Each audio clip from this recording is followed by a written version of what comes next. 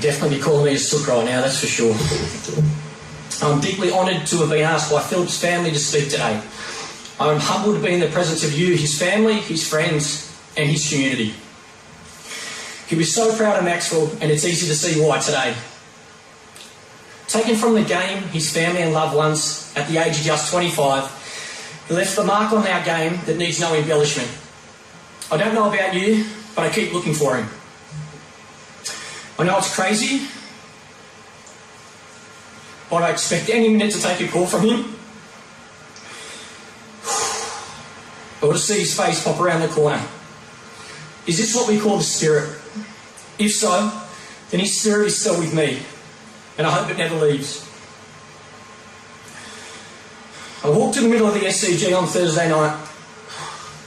Those same blades of grass beneath my feet, where he and I and so many of his mates here today have built partnerships, taken chances, and lived out the dreams we painted in our heads as boys. The same stands where the crowds rose to their feet to cheer him on, and that same fence he sent the ball to time and time again. And it's now forever the place where he fell.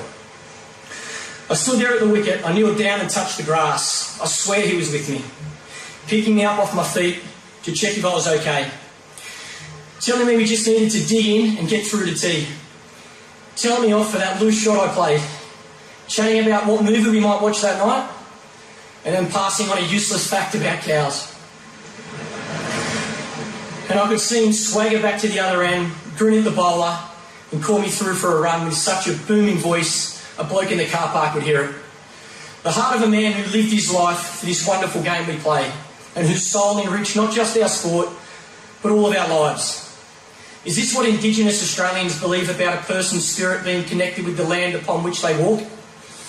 If so, I know they are right about the SCG. His spirit has touched it, and it will forever be a sacred ground for me. I can feel his presence there, and I can see how he has touched so many people around the world. The tributes to him from cricket lovers kept me going. The photos, the words, the prayers, and the sense of communion in this loss from people across the globe have shown me his spirit is in action. It has sustained me and overwhelmed me in equal measure. And the love of my band of baggy green and gold brothers and sisters have held me upright when I thought I could not proceed.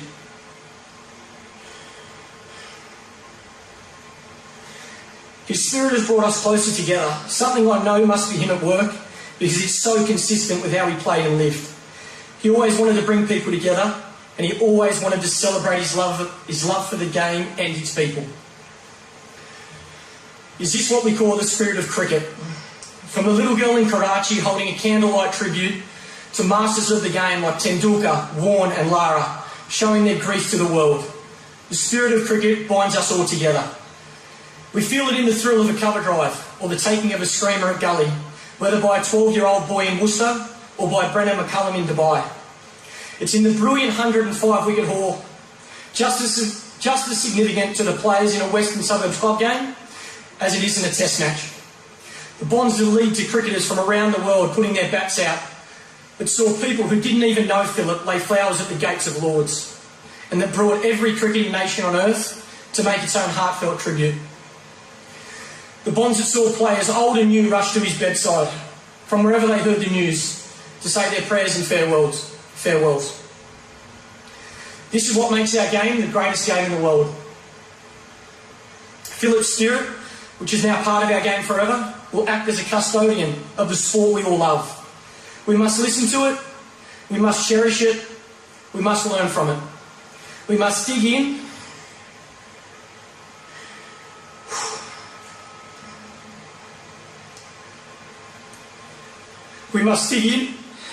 and get through to tea. And we must play on. So rest in peace, my little brother. I'll see you out in the middle.